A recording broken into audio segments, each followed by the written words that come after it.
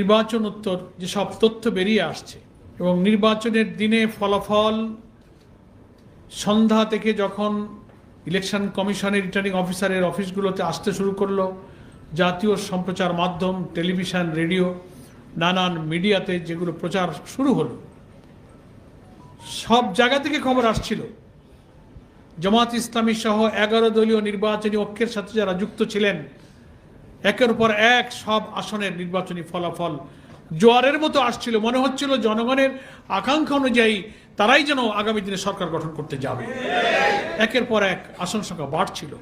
হঠাৎ করে রাত 9:30 10টার দিকে সম্প্রচার বন্ধ হয়ে গেল। লক্ষ্য করেছেন আপনারা? বন্ধ হয়ে গেল। আমরা সবাই বিস্মিত হলাম। এখন ধীরে ধীরে সেই রহস্য জাতির সামনে উন্মোচিত হচ্ছে। উচ্চ পর্যায়ের দেশি বিদেশি চক্রান্ত এবং সিদ্ধান্তের ভিত্তিতে নির্দিষ্ট আসনগুলোতে নির্দিষ্ট প্রার্থীদেরকে পরাজিত করার সূক্ষ্ম ইঞ্জিনিয়ারিং করা হলো, যে কারণে আমরা দেখতে পাচ্ছি আজকে সোশ্যাল মিডিয়াতে ভাইরাল।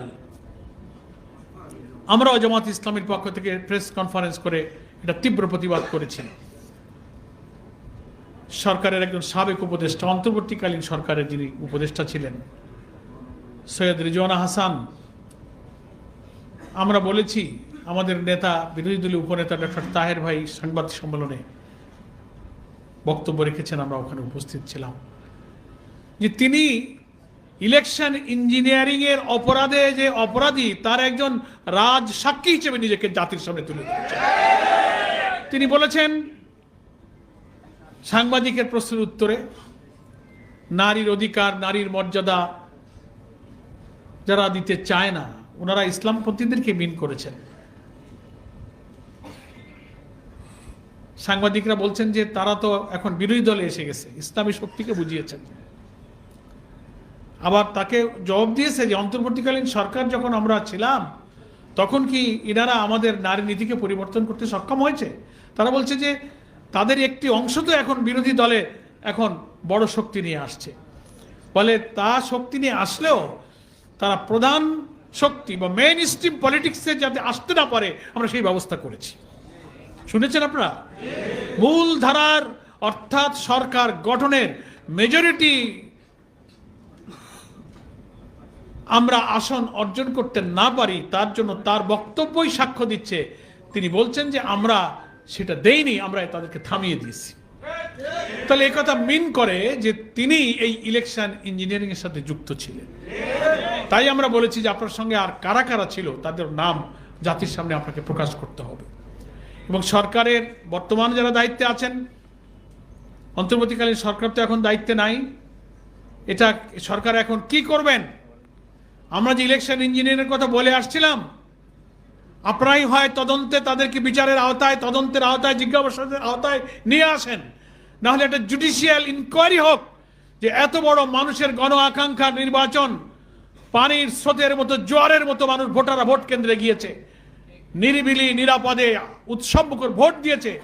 সেই ভোট পড়ার পর ভোট গণনা, ফলাফল শীট তৈরি করা এবং ঘোষণার সময় কিন্তু ইঞ্জিনিয়ারিংটা করা হয়েছে। রিজওয়ানা হাসানের আত্মস্বীকৃত এই অপরাধের জন্য তাকে জিজ্ঞাসাবাদের মুখোমুখি করা হোক, তার সঙ্গে আর কারা ছিলেন সেই তথ্য বের করা হোক। এটা আজকে একেবারেই অতি প্রাসঙ্গিক বিষয় হওয়ার কারণে ইফতার মাহফিলে আমরা এটা আমাদের ইমানেরই দাবি, বিবেকের দাবি, গণ আকাঙ্ক্ষার দাবি, এটা আমরা তা না করে পারছি না। এবং প্রচুর আসনে অল্প অল্প ভোটের ব্যবধানে আমাদেরকে হারিয়ে দেওয়া হয়েছে। সম্মানিত রোজাদার বৃন্দ, মুআজ্জাজ উলামায়ে কেরাম, আরো দুঃখের সাথে আমরা লক্ষ্য করছি নির্বাচনে যারা সরকার গঠন করলেন, নির্বাচনে ফলাফল আসতে লাগলো, সম্প্রচার মাধ্যমে খবর বন্ধ করে দিয়ে ইলেকশন ইঞ্জিনিয়ারিং করে যাদেরকে ক্ষমতায় বসানো হলো, নির্বাচন উত্তর সহিংসতা, হামলা, মামলা, বাড়িতে আগুন দেওয়া, হত্যাকাণ্ড, ধর্ষণ, অনেক অপ্রীতিকর বেদনাদায়ক ঘটনার সত্ত্বেও আমরা নতুন কোন সহিংসতা, অরাজকতা, ভায়োলেন্স দেশ অস্থিতিশীল হোক, দেশ ও জাতি ইসলামের শত্রুরা নতুন কোনো সুযোগ পাক, সেটা আমরা চাইনি বলে দুঃখের সাথে আমরা সেই ফলাফল মেনে নিয়েছি। এবং প্রধান বিরোধী দল হিসেবে জামাত ইসলামী বলেছে, আমাদের বিরোধী দলের নেতা সম্মানিত আমির জামাত,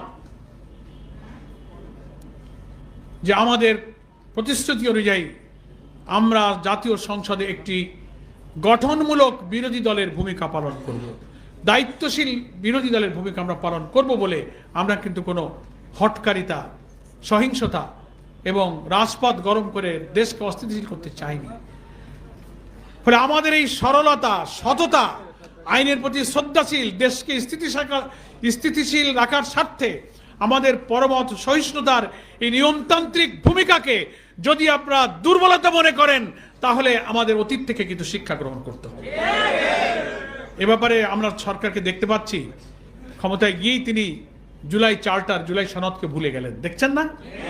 অথচ বিএনপি কিন্তু জুলাই সনদে স্বাক্ষরকারী একটি রাজনৈতিক দল, যারা আমরা ফ্যাসিবাদ বিরোধী আন্দোলনে একসাথে রাজপথে আন্দোলন করেছি। আমরা সবাই আইন, প্রশাসন, জুডিশিয়ারি, জনপ্রশাসন, পুলিশ অ্যাডমিনিস্ট্রেশন, কনস্টিটিউশন, সংবিধানের এবং দেশের গুরুত্বপূর্ণ 6টি রিফর্ম কমিশনের 84টি বিষয়ে আমরা সংস্কারে ঐক্যমত হয়ে আমরা সকল রাজনৈতিক দল সেখানে স্বাক্ষর করেছি। সেখানে পরিষ্কার উল্লেখ আছে জুলাই সনদের গৃহীত ঐক্যমতের প্রত্যেকটি বিষয়ে গণভোটে যাবে, গণভোটে হা জয়যুক্ত হলে সেটা পার্লামেন্টে যাবে, সংবিধান সংস্কার আদেশ এসেছে, তার ভিত্তিতে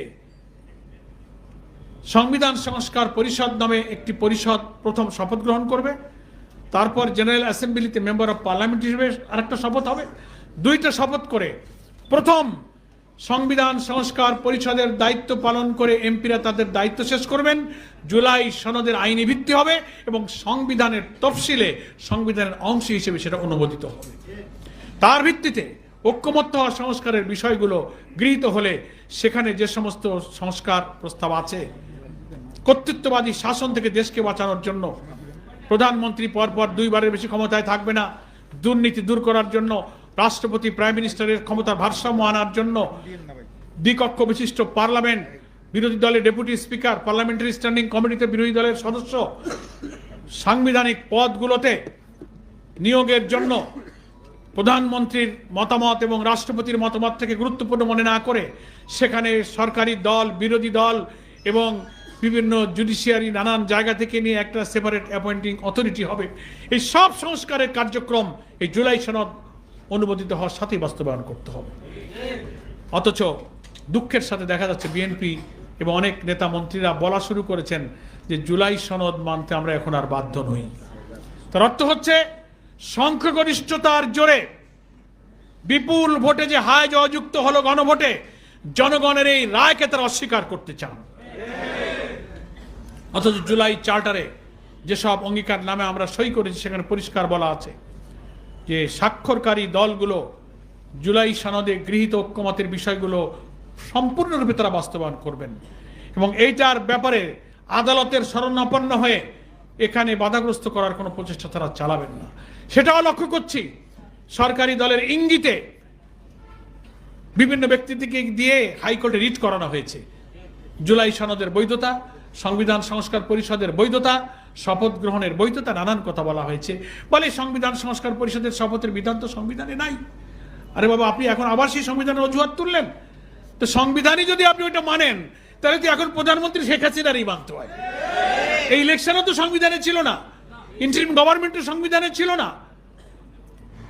নিজের জন্য যতটুকু দরকার সেখানেই আপনি সংবিধানের কথা বলেন, অথচ আপনি তো কমিটেড টু দ্য পিপুল, জনগণকে আপনি প্রতিশ্রুতি দিয়েছেন যে আপনি জুলাই চার্টার বাস্তবায়ন করবেন। ফলে উনাদের স্বার্থে যা যা দলীয় কর্তৃত্ব করতে অসুবিধা বোধ করবেন সেগুলোকে সরাবার জন্য জনগণের দৃষ্টি ভিন্ন দিকে নিতে ওনারা এখন আদালতের ঘাড়ে বন্দুক রেখে জনগণের রায়কে হত্যা করতে চেষ্টা করছে। আমরা মনে করি 12 তারিখে পার্লামেন্টের সেশন শুরু হবে, তার আগে জনগণের আশা আকাঙ্ক্ষা বিরোধী এই অপরিণামদর্শী রাস্তা থেকে আপনি ফিরে আসুন। আপনারা কিন্তু গণতন্ত্র এবং জুলাইয়ের চেতনাকে ভঙ্গ করে অতীতের কর্তৃত্ববাদী সরকারের মতো ভিন্ন পথে হাঁটতে শুরু করেছে। এই ভিন্ন পথ থেকে ফিরে আসুন। সেশন শুরু হবে, পার্লামেন্ট হবে রাজনীতির সব বিতর্কের জায়গা। জুলাই সনদ যা আমরা একমত হয়েছি সেটা সেখানে পুরোপুরি বাস্তবায়ন করে তার ভিত্তিতে সংসদ পরিচালনা এবং রাষ্ট্র গঠনে আপনাকে এগিয়ে আসতে হবে। তা না হলে বাংলাদেশে যদি নতুন কোনো রাজনৈতিক সংকট তৈরি হয়, তাহলে আমরা আর কতবার রক্ত দেব?